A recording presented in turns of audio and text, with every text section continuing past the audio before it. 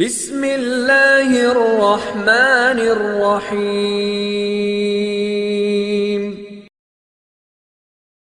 جب کل قیامت کے دن ان کے چہرے بگھل رہے ہوں گے اور وہ منہ کے بل گر رہے ہوں گے، بلک بلک کے کبھی ادھر بھاگیں گے کبھی ادھر بھاگیں گے۔ ایک طالب خمسن قبل خمسن شاب نشا فی عبادت اللہ، وہ نوجوان جس نے اپنی جوانی کو سنبھال کے رکھا اور جوانی کو سنبھال کر رکھتے ہوئے اپنی جوانی کو رب ذوالجلال کے احکام کے تابع کر دیا، کل قیامت کے دن رب ذوالجلال اپنے ہاتھ سے اس کے ساتھ سلامت ہے۔ اللہ تعالیٰ خود مصافحہ فرمائے گا۔ یہ ہے دین۔ اور آج قسم سے چند ٹکوں کی خاطر اپنا ایمان بیچ دیا جاتا ہے، چند ٹکوں کی خاطر کسی باتیں کے وہ جو دوری سوٹے والا ہوتا ہے اس کے ہاتھ میں ایمان بیچ دیا جاتا ہے۔ میں تمہیں بڑے وسوخ سے کہتا ہوں، ذرا بتائیں ایک عام بندہ، ایک عام نوجوان، وہ تو نور کا منبر حاصل کرے، وہ تو نور کا لباس حاصل کرے، مجھے بتا علی اکبر کا مقام کیا ہوگا؟ آقا کریم علیہ السلام نے ارشاد فرمایا کہ حسن اور حسین یہ جو میرے بچے ہیں یہ جنت کے دو درخت ہیں، جنت کے دو، اور ان کی شاخیں دنیا کے اندر ہیں، ان کی شاخیں دنیا کے اندر ہیں۔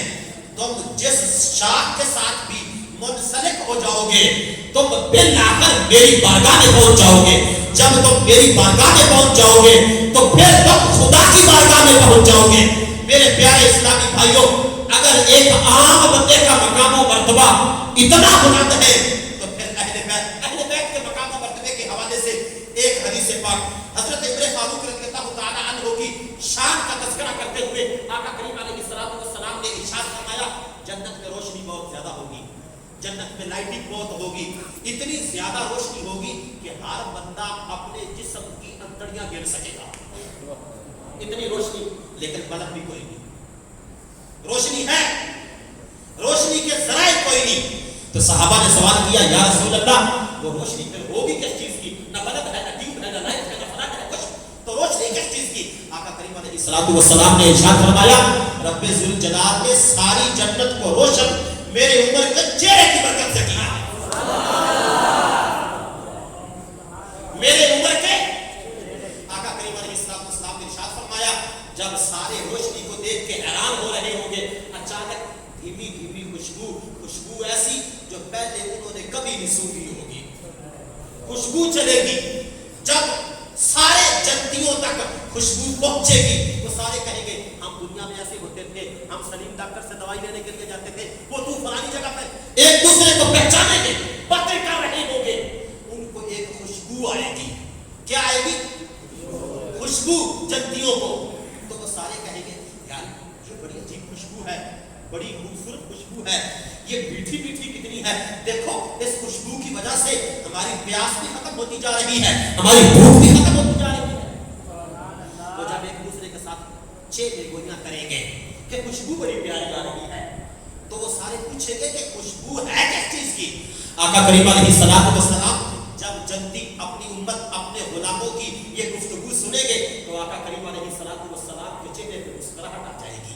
آقا کریم علیہ السلام ارشاد فرماتے ہیں کہ اس وقت جنتیوں سے میں مخاطب ہو کے کہوں گا کہ جس وقت میری زہرا کا اور جس وقت میرے علی کا اللہ کے حکم سے نکاح ہوا تھا، نکاح کے بعد جب دونوں کی پہلی ملاقات ہوئی تھی، پہلی ملاقات کے وقت جب انہوں نے پہلی گفتگو کی تھی، اس گفتگو کو کرتے وقت میرا علی اور میری زہرا دونوں مسکرائے تھے، یہ خوشبو ان کی مسکراہٹ کی ہے،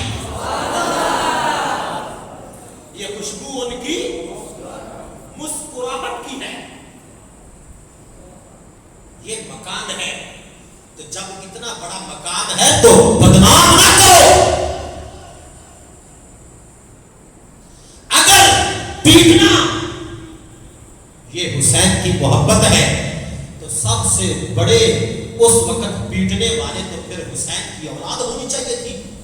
یہ کنسیپٹ بالکل غلط ہے، خدا را ان رسم و رواج اور ان خیالات اور ان فکروں کو چھوڑ کے جو حقیقی فکر حسین ہے ان کی طرف جو ہے اپنی توجہ کو مبذول کیا جائے۔ میں خالق کائنات کی بارگاہ میں دعا کرتا ہوں اللہ تعالی ہماری یہ حاضری اپنی پیاری بارگاہ میں قبول و منظور فرمائے۔ یا زندہ صحبت باقی